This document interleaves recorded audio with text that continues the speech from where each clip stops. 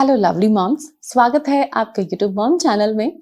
और आज हम कुछ बहुत ज़रूरी बातें जानने वाले हैं। कई बार हमें कमेंट आते हैं कि हमें क्या करना है इस समय, क्या नहीं करना है वो भी बताइए। तो इसी तरह ब्रेस्ट फीडिंग जब आप कर रही होती हैं तब कौन सी चीज़ें आपके लिए हार्मफुल हैं। कई बार कोई अच्छी चीज़ भी अगर हम गलत तरीके से ले लें तो वह हार्म कर जाती है। तो आइए ढेर सारी बातों को समझते हैं, लेकिन चैनल को सब्सक्राइब जरूर करें और नोटिफिकेशन बेल को ऑन कर ले ताकि हमारे अपडेट्स आप तक आते रहें और आप रोज रोज बेहतरीन जानकारी का लाभ उठा सकें।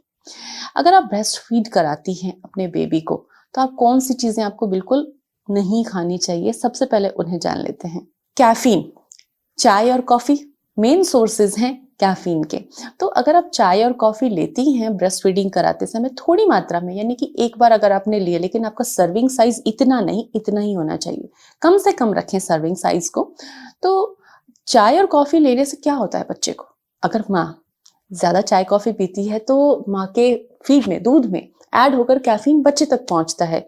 लेकिन बच्चे को तो नशे की आदत नहीं है, इस कैफीन की आदत नहीं है, तो वो इरिटेटेड होता है, वो रोता ज्यादा है, वो सो नहीं पाता ठीक से, फिर वो सोता नहीं इसलिए बहुत रोता है और ठीक से फीड नहीं लेता। ऐसे साइकिल चलती जाती है कई तरह की। तो कैफीन की मात्रा को कम रखिए। इवन सुबह खाली पेट उठते ही चाय पीना एक ब्रेस्ट फीडिंग मॉम के लिए तो बिल्कुल खराब बात है, इसलिए इसको याद रखिए और फॉलो कीजिए। कई बार हमें जूसेस अच्छे लगते हैं, जैसे कि नींबू पानी अच्छा लग रहा है, हमने बार बार नींबू पानी ले लिया, या फिर संतरे मौसमी अच्छी लग रही है, कोई भी खट्टा फल। तो ध्यान रखें, जब भी आप ब्रेस्ट फीडिंग करा रही हैं तो खट्टे फल ठीक है, एंटीऑक्सीडेंट होता है उनके अंदर, लेना चाहिए। लेकिन एक संतरा खा लिया, एक मौसमी, या फिर आधा नींबू, एक गिलास नींबू पानी में ले लिया आपने।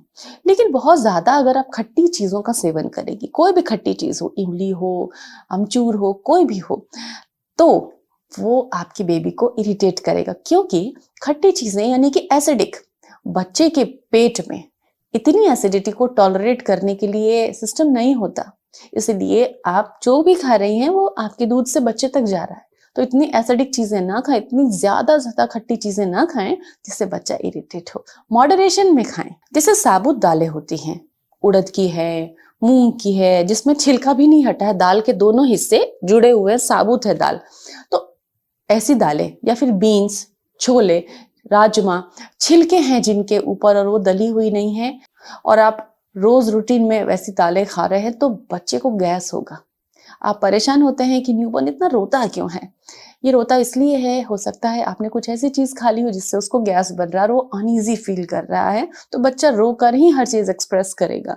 सो बीन्स, दालें, इनको आप या तो अंकुरित कर ले या तो फर्मेंट कर ले, डोसा वगैरह के फॉर्म में खा ले, इडली के फॉर्म में खा ले। लेकिन डायरेक्टली कुकर में सीटी लगा के पका के, जैसे कि दाल मखनी आपने बना ली, या फिर कोई साबुत दाल, उड़द की दाल वगैरह ज्यादा खा ली, तो इन चीजों को इस तरीके से कंज्यूम ना करें।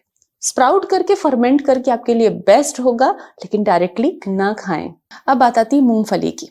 मूंगफली से न्यूबॉर्न बेबीज को एलर्जी होती है। तो जब आप मूंगफली खाते हैं तो स्टडीज बताती हैं कि ब्रेस्ट फीड से बच्चा वो सारे तत्वों, सारे कंपाउंड्स बच्चे में भी ट्रांसफर होते हैं दूध के माध्यम से, माँ के दूध से। तो पीनट्स भी आप उस समय बंद रखें, मूंगफली का सेवन ना करें, क्योंकि कम से कम 3-5 साल तक बच्चे को पीनट्स एक्सपोज नहीं करना चाहिए। एलर्जिक होते हैं कई बच्चे, आपको तो नहीं पता कि आपका बच्चा एलर्जिक है या नहीं, लेकिन अगर है तो बच्चा बहुत परेशान होगा, इसलिए पीनट्स का यूज ना करें। अब बात आती है डेयरी, दूध की। कई बार माओ को डिलीवरी के बाद दूध लेना डॉक्टर या उनके डाइटिशियन मना करते हैं। कई बार जरूरी होता है, ये सबके लिए नहीं है, लेकिन कुछ लोगों के लिए है। कई लोगों को एलर्जी होती है दूध से। तो अगर आपको काऊ या बफेलो के मिल्क से एलर्जी हो रही है तो आप उनका दूध ना लें, बजाय आप गोट मिल्क लें।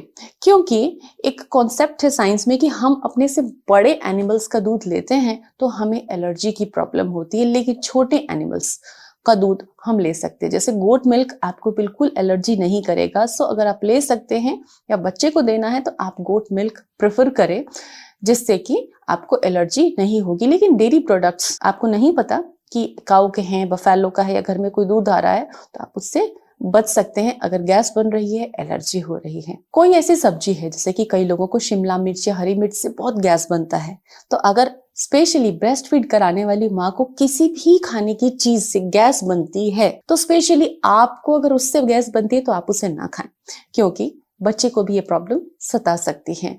तो आशा करती हूँ कि आप अपना ख्याल रखेंगी, इन बातों का ध्यान रखेंगी और हमसे जुड़ी रहेंगी। वीडियोस पसंद आते हैं तो लाइक करें। Stay tuned, bye bye.